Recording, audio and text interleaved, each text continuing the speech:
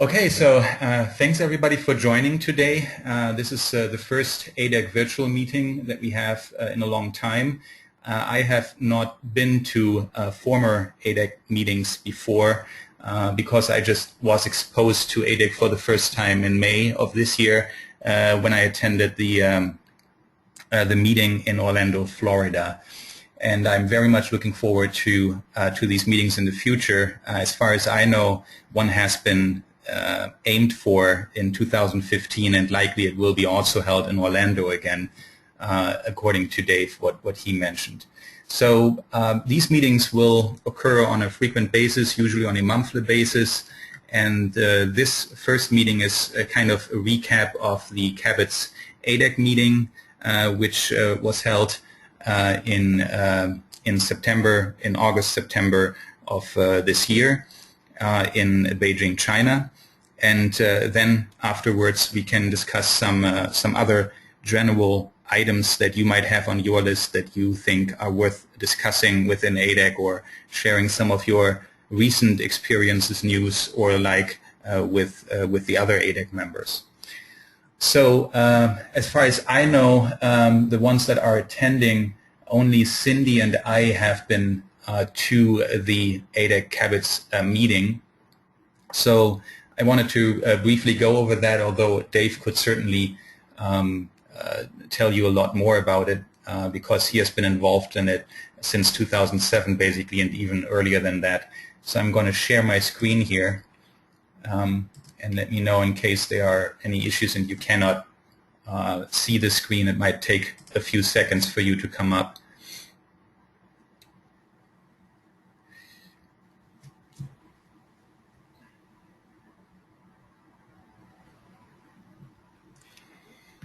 Okay, so during the CABTS ADEC meeting, which kind of is the cumulation of many years of work that Dave put in, communicating with various agencies within China, this is kind of the fruition of it that came out of that, and it was a very productive meeting, 2 days long, with various presentations from both the Chinese delegation as well as from the US delegation, and we really looked into different aspects.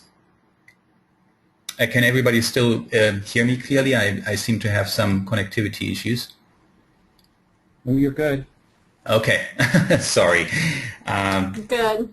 I get these warning messages here and I don't know how to interpret it yet, so apologies. So somebody else has joined us, Justin. Oh, this is Scott. So a third one who was at the CABTS ADEC meeting. Scott, do you want to introduce yourself briefly?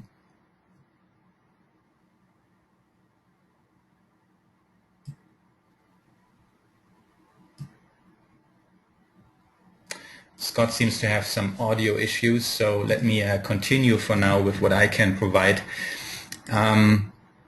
So basically, on the first day, we had talks, and obviously CABTS is mainly focusing on the agricultural aspects and really trying to provide farmers in China with training in regards to proper agricultural management of their often relatively small farm areas.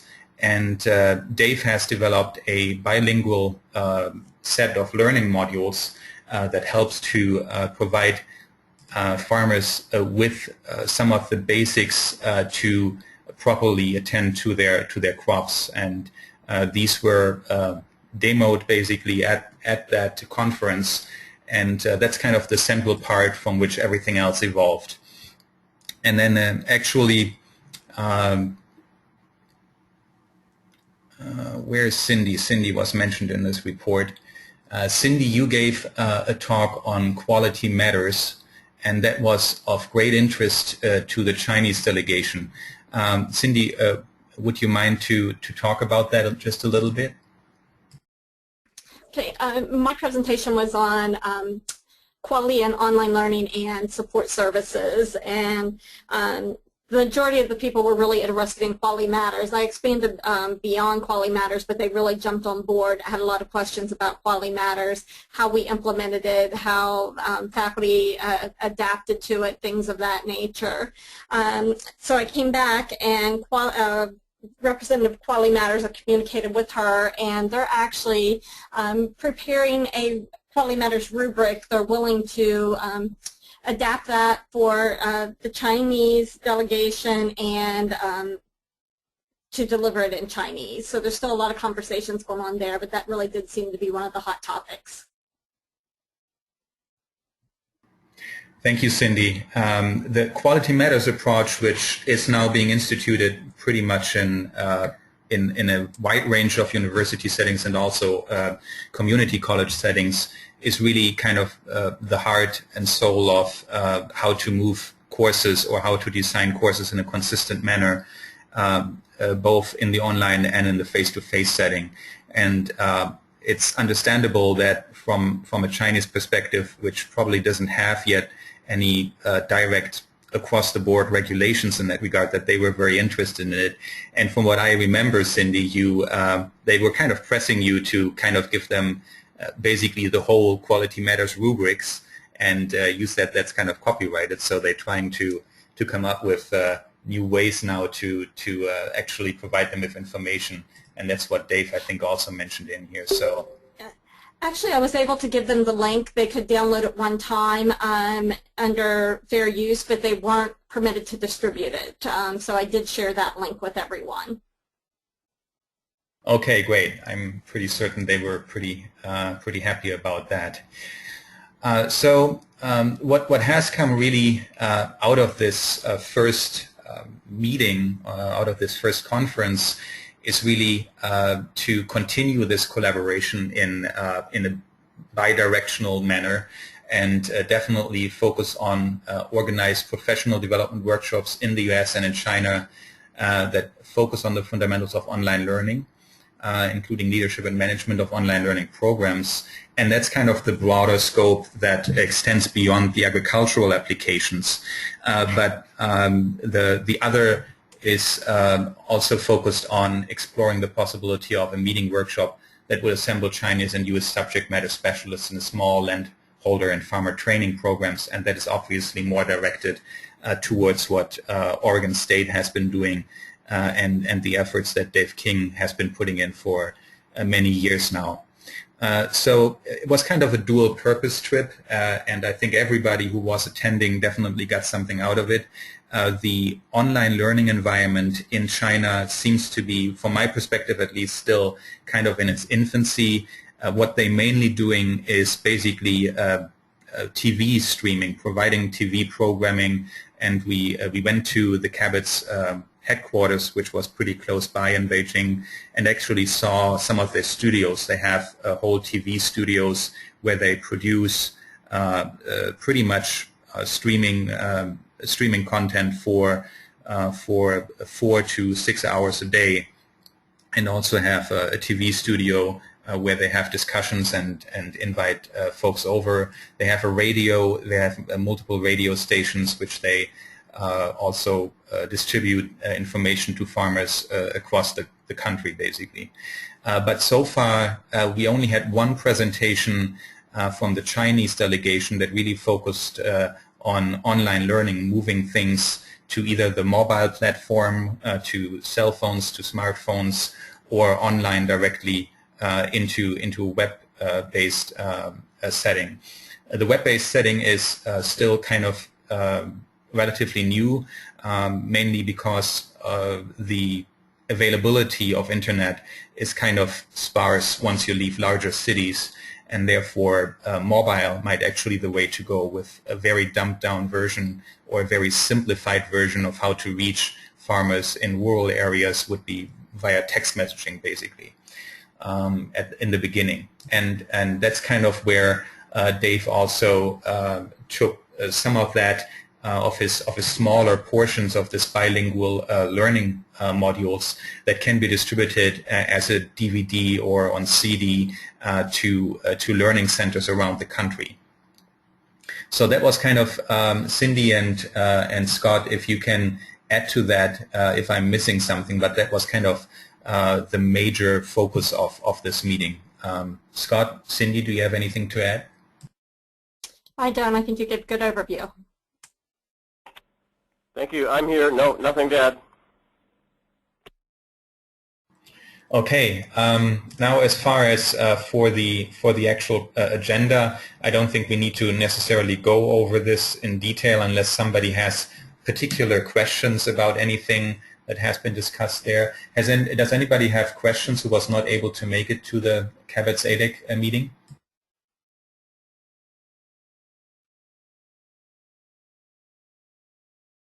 This is Suzanne Brinker from Penn State World Campus. I'm wondering if you guys had many discussions or any discussions at all about legal barriers to online learning in China. Was that a big topic? Susan, would you mind repeating your question? Sorry, I didn't catch all of it. Sure. Are you able to hear me okay? Yes, I think I just didn't catch that central word that I was looking for. Okay. I was just wondering if legal restrictions in China were a big topic around online learning at this meeting, or if that wasn't really something that was addressed. It wasn't directly addressed, at least not during the presentations. That there are legal barriers, I think everybody from the US delegation figured out pretty soon, as soon as we tried to get on the internet. Google and Facebook are basically completely locked out. We couldn't access Gmail accounts and stuff like that. So there is definitely a restriction on what content would be provided. And I would assume, and Dave could obviously tell you a lot more about that because he has been in that environment and working with them for 7 years, that everything that would go out as educational material would have to be approved by the government. That's my assumption, and I think that many other institutions who have tried to establish programs with China have run into the same issue, that you have to go through the government in order to get anything really out there. Mm-hmm. That's also what we've heard, so I just wanted to confirm that you heard consistent accounts. What I think was kind of remarkable was that there were a few stakeholders on the Chinese side who could speak English and who were a little bit interacting with us from the US delegation. But other than that, I had the impression, and maybe Scott and Cindy, you can provide your impressions there as well, that it was a little bit separated. Not a lot of the Chinese delegates who were by far, I would say probably at least 3/4 of the attendees at the conference, they were not as interactive with us and asking us as many questions. That was my impression, but I might be wrong. Cindy, Scott, what was your impression about that? I agree. There were some topics that they asked more questions than others, but there wasn't a lot of engagement. Yes, I think that's correct.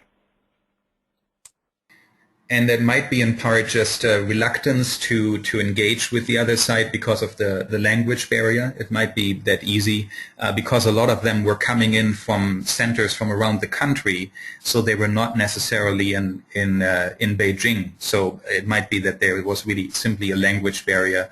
And on the other side, I thought it would have been nice to have a little bit more interaction and get to know the Chinese delegation a little bit better. But the talks by themselves kind of were really focused on certain learning strategies, on new improvements that they made based on some of the workshops that have been taught by Dave and also by Jeannie from New Mexico State. I think overall it was mainly really focused on education, not so much on the legal setting, which is probably a lot more intricate, Susan, to answer it that way. Yes, makes sense. Are there any other questions or anything you would like to add?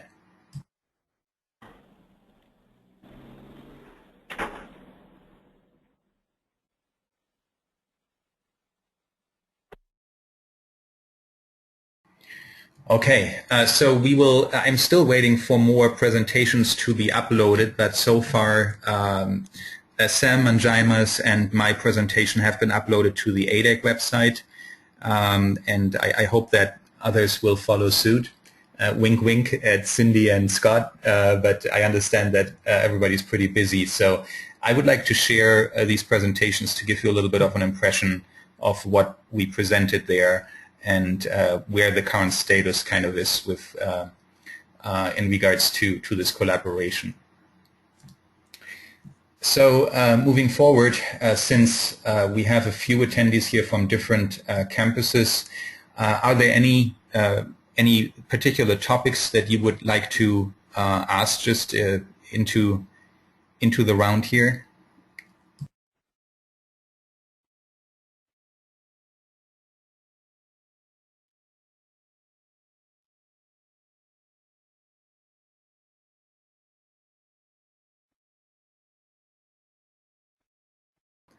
Okay, well, from the next session onward, which will be in November, we will have an instructional designer who will be actually giving a presentation. So from the next meeting on, we will have a presenter actually. And I would like to encourage everybody to ask around at their institution in terms of best practices or something new you have tried out, teaching tools that you have recently instituted, or changes to any particular settings to the distance education setting, new learning management systems. UF is switching next year to Canvas, and the transition we're already kind of transitioning into that new system, and obviously there will be some hiccups in the beginning, but from what I've heard so far, I don't know if Ellen can confirm that, but it seems to be working a lot better in terms of student engagement and integration with various other third-party tools. Was that your impression, Ellen? Have you been exposed to that yet? It's working okay. I was a little late for the call because I was downstairs with one of our instructional designers, and he was bemoaning some of the issues. Like Canvas actually uses the Amazon cloud to host things, and that's creating some quirky lack of response. We've got some internal issues with help desk support that I'm trying to get some associate deans together to approach people to say, let's get the full support package. We're kind of hamstrung when there's an actual problem getting the right answer. Our help desk doesn't know as much as the people who are working with it day to day. And then Canvas, so Canvas is okay, but we're having, like you said, they're having some growing pains. And but in general, I think that the course management system is better than our old one, which was Sakai. But it's not without its problems. Thanks, Alan. I think that's the birthing pains that everybody has to go through. And Susie, you were just writing there that you've been using Canvas for over 2 years now, so you must have been one of the first adopters then, I would assume, right?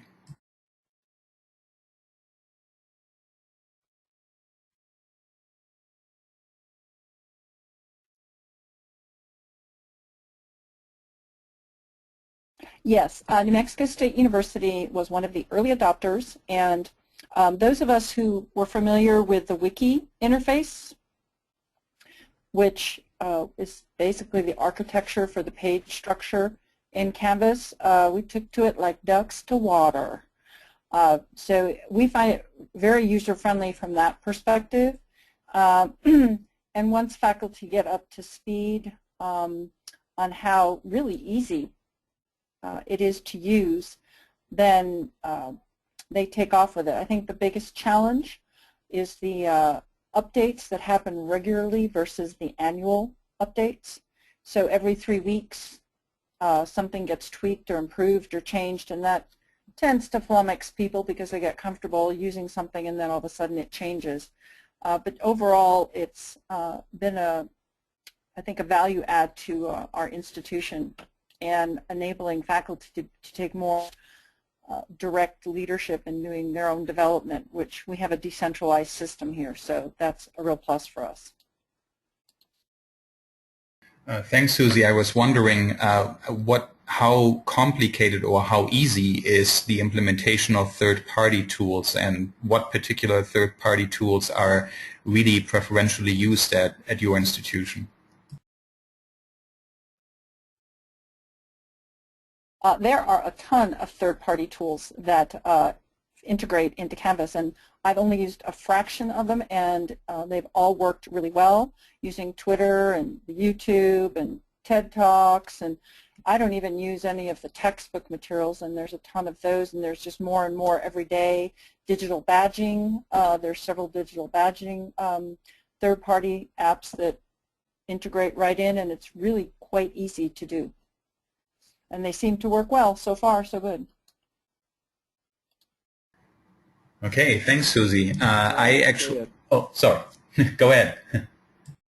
Yeah, I would say some of the issues we're having, though, are things we were used to doing, like if a student is in a hospital and can't take a quiz or a test, there are some very hard, un-user-friendly ways you've got to adjust their time. You know, one workaround is put them in a separate section, but then if you set it changes things. So there's all kinds of those things we're finding, which is more annoying. And you spoke of updates, Susie, but faculty don't like being surprised with the updates, and they don't know about it, or the designers would like to know when they do something, or if there's a known issue. Canvas is not very forthcoming. They'll admit to it, but it'd be nice if they would share the issue more broadly with things, especially at the institution here, so then they can prepare our faculty for what's happening. So I'm still a supporter of Canvas, but it's not been without some shine off the rose, if you will. Oh, absolutely. It's no bed of roses, but at the same time, if you want to have, you know, it's a trade-off. And so if you want to have that flexibility, and in my humble opinion, no, I haven't looked at Blackboard lately or been into Desire to Learn. I've been in some Moodle recently. And I'm not the LMS techie person, so I'm sure the people down there, as far as the Canvas admin people, they give you the more of the kind of dirty laundry perspective. But on the front end, as far as the users go, I think faculty find it a lot easier to use. The learning curve isn't as steep. Now, if they come in with a lot of preset ways of doing things from another LMS, like our WebCT folks, because that's where we transitioned out of 2.5 years ago, they probably had a harder time adjusting than people who didn't have that baggage that they brought with them, or certainly our younger faculty who have more experience with Web 2.0, they get it. And so I think it provides more options, but as with anything, it's a double-edged sword. Of you get more options, it gets more complicated. And so there are some more challenges. I think it's a good way to put it. I agree 100%. So I was attending, just coming back from a conference that was focusing on technology and teaching. It's called the Teaching Professor Technology Conference. Some of you might have heard of it, and it was just the second annual meeting that they had. But it was really focusing on faculty introducing and using technology either inside or outside of the LMS system. And I was really surprised by some of the technologies that were used. For example, one faculty created an app that allowed them to reach out to students basically via tweets to interact with students and also remind them of upcoming assignments and stuff like that. So overall, I think there are a lot of tools out there, but in the interest of faculty, I think it would be best to focus on and hone in on a few rather than spread out too thin yourself in terms of the resources that you can then dedicate if you run into any issues down the road with the integration.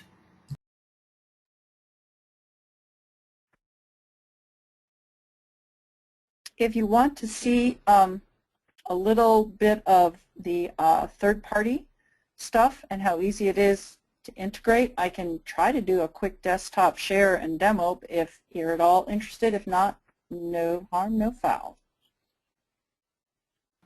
I would definitely be interested in that. I don't know about the rest of the attendees, but I can hand over my screen to you, and let's see if I can do that. Yeah, this could be an adventure in learning for sure.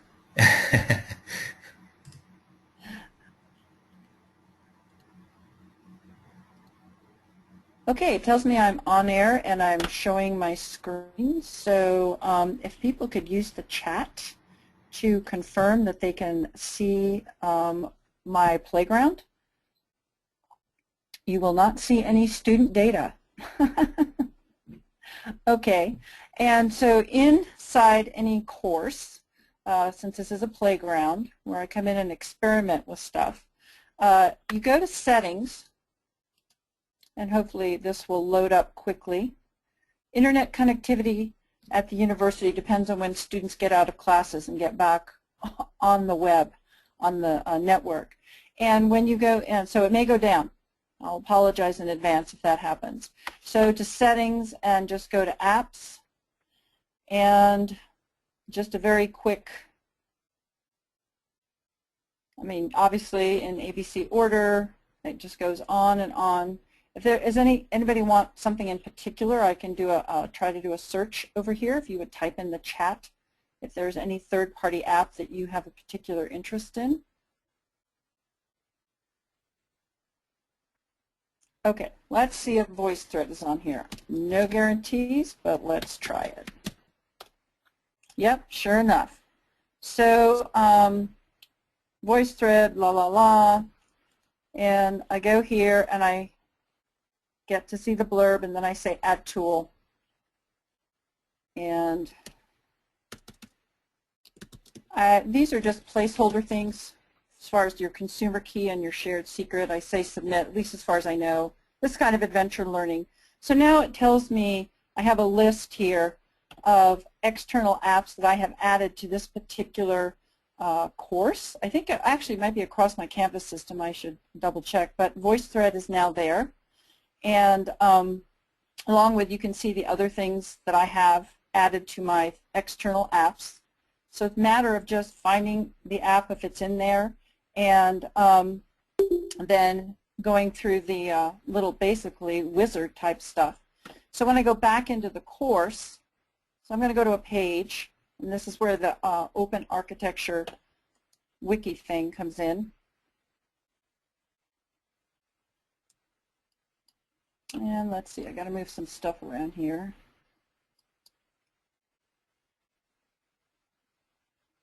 And if I just went to like this fun stuff page, I'm going to say view all pages. And I'm going to add a new page. And then here we are in the toolbar interface, the wiki interface, and all my apps are going to be here in my drop down. So this could get a little clunky depending on the number of apps that you have here. And I'm not seeing VoiceThread. I'm not sure why. I'd have to go back and double check that. Normally it appears here, and it's pretty, I'm not even seeing Twitter in here. So sometimes that doesn't always work perfectly, but generally when you add an app, there are, or the external tools, they'll appear here. I think this is going to have to change on the interface because as they have so many and you start adding so many, you're going to have a management. But so if I went to, you know, TED Ed and I knew what I wanted to find, it's pretty easy to, you know, if I say I want sugar affects the brain, and of course it's on the YouTube as well, and I just save it, it generally works fairly smoothly. And I'm saving.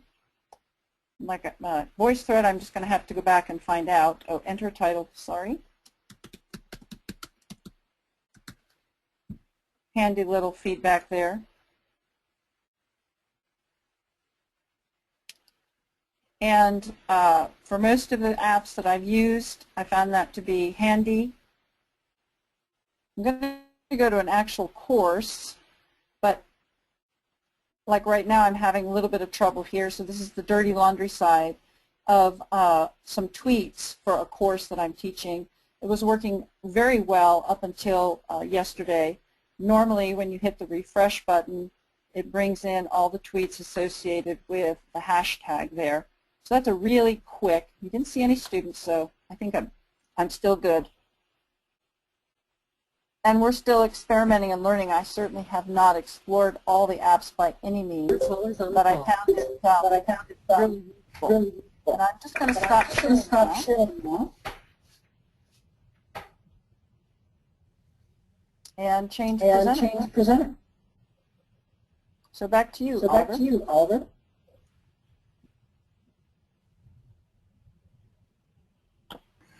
Thank you very much, Susie. This was a nice demonstration. I think David was just able to join us. Yes, I'm here now. Sorry it's taken me so long. Got delayed. Not a problem. We had. I was trying to do my best to present a little bit of the CABTS ADEC review. Maybe you can jump in and catch us up, give us a little bit of an update. Yeah, I'd be glad to.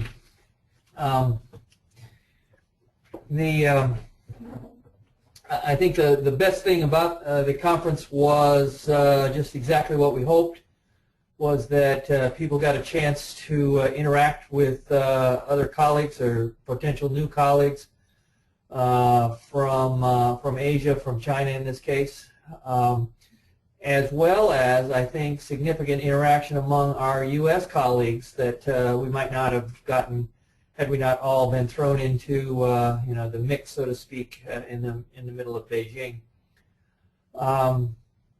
I thought just in general that the presentations went very well. Overall response from our Chinese colleagues was very positive. And one of the things that surfaced, I think that has been very interesting to kind of follow up on was that the presentation on small farm programs in the U.S. really caught a lot of attention, and I see that as being a foundation for onward discussion among ADEC members who have small farm programs, and there are a couple of folks involved, I think, that are interested in perhaps seeing that through. So. The report is out and available. I don't know how many of you had a chance to look at it, but it does have kind of the rundown of what happened, and we will. I believe it's either is or will be posted soon on the ADEC website, so we can make sure that everybody gets access to it there. In fact, there it is. I think what are the next steps has been the question all along, and I have had some very preliminary conversations with with our partners, with Li Fanghong in Beijing, and have promised, and both of us have promised each other, in essence, to kind of send a full analysis on our part about what the next steps might be. I think I see a couple of opportunities surfacing from interest from them as well as interest from our folks, and that one includes the possibility of a U.S.-based conference that ADEC could sponsor that would focus specifically on subject matter experts in the area of small farming and small landholders, and draw similar folks from China that would be sponsored by the CABTS, by our partners at CABTS. And then the other one, it took a little more discussing while we were there and just before we left Beijing. But I think what we need to do next on the learning module area is to actually structure a series of on-the-ground tests in China, both at CABTS facilities where they have producers that would come in and we could do user testing with them, as well as at a set of the agricultural colleges which are in each of the provinces. There's several in each province that kind of mirror our community colleges in the United States, and see if we could do on-the-ground user testing in both of those venues to see what it's going to take to take the next step in module development. We've had a couple of conversations here about the possibility of larger grant-funded efforts that might help us scale the learning modules. You know, it's great to have 6, but I need 60, and I need 60 to become 600 at some point. So we will we'll kind of use the opportunities both before we look at significant user testing to see if we might find some financial and foundation-based support for user testing.